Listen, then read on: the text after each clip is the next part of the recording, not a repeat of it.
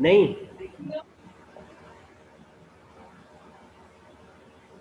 चलिए तो ये कुछ चीज़ें थी, है ना, या एप्लीकेशंस हैं क्लस्टरिंग के, जहाँ पे हम अपने क्लस्टरिंग को यूज कर सकते हैं।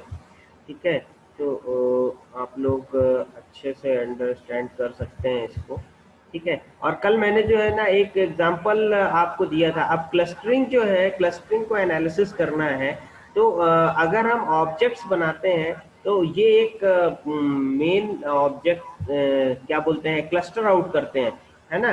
तो हम ये कैसे फाइंड आउट कर पाएंगे कि हमारी जो क्लस्टर्स हैं, ठीक है ना, वो या ऑब्जेक्ट्स हैं उसमें वो कितने बढ़िया हैं, ठीक है ना, कितने सिमिलर ऑब्जेक्ट्स हैं, उनमें कितनी बॉन्डिंग है, कितनी सिमिलरिटीज हैं। तो इसको फाइंड करने के लिए एक जो यहाँ पे मेथड थी, ठीक है ना, वो आपकी एक डिस्टेंस मेथड थी।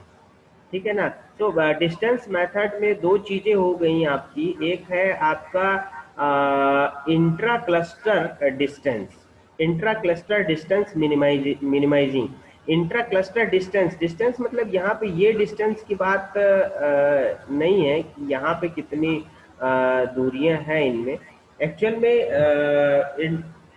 इंट्रा क्लस्टर डिस्टेंस का मतलब ये है कि हम एक क्लस्टर के अंदर जो ऑब्जेक्ट का सिलेक्शन कर रहे हैं, उन ऑब्जेक्ट सिलेक्शन में उनकी प्रॉपर्टीज में कितनी सिमिलरिटी है, ठीक है ना, कितनी वो सिमिलर है जिनको हमने एक पर्टिकुलर क्लस्टर में रखा हुआ है। ठीक है ना। तो हमारा जो क्लस्टर है, क्लस्टर बाउंड मतलब कितना बढ़िया है, ठीक है ना, ये इसको प्रिडिक्ट करने के लिए एक मेथड है। ठीक है, तो intra cluster distance must be minimum, ठीक है ना, ये मिनिमम होना चाहिए। अब ये मिनिमाइजेशन की भी बहुत सारी कैटेगरीज हैं, मेथड्स हैं, जिनके थ्रू हम अपने डिफरेंट ऑब्जेक्ट्स को क्या कर पाएंगे, प्रिडिक्ट कर पाएंगे, उनकी सिमिलरिटीज को प्रिडिक्ट कर पाएंगे कि ये किस पर्टिकुलर ऑब्जेक्ट्स के साथ में मैच कर रहा है, तो हम उसको उस पर्टिकुलर क्लस्टर सेट में एसोसिएट करें। ठीक है ना। तो ये एक मेथड है आपका। इसी तरीके से यहाँ पे है इंटर क्लस्टर डिस्टेंस।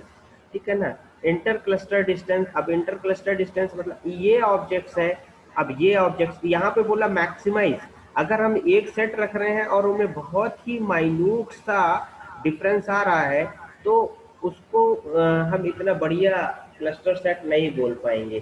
ठीक है ना। लेकिन अगर हम दो क्लस्टर सेट बना रहे हैं और दो क्लस्टर सेट सेट के ऑब्जेक्ट्स के बीच में डिसिमिलरिटीज ज्यादा है, मतलब सिमिलरिटीज कम और डिसिमिलरिटीज ज्यादा है, ठीक है, तो हम बोलेंगे कि that cluster set is good.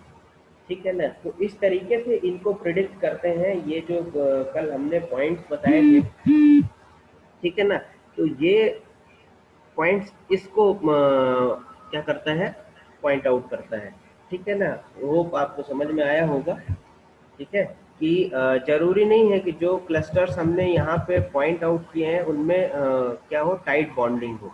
ठीक है, और जो हमने हमारे C1 और C2 क्लस्टर्स हैं उनमें जो है ना बॉन्डिंग ना हो, तो इस बॉन्डिंग को कैलकुलेट करने के लिए एक मेथड है।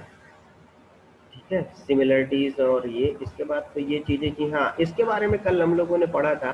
तो मैंने जो समझा कि भाई ये कुछ ऑब्जेक्ट्स दिए हुए हैं, तो इसमें यहाँ पे बोल दिया कि ये 2 क्लस्टर्स हैं, 3 क्लस्टर्स हैं।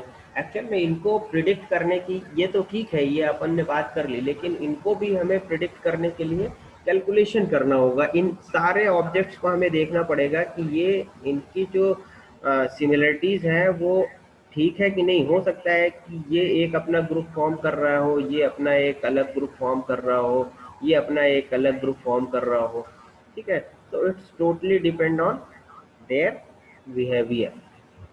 ठीक है, ठीक, नहीं ठीक,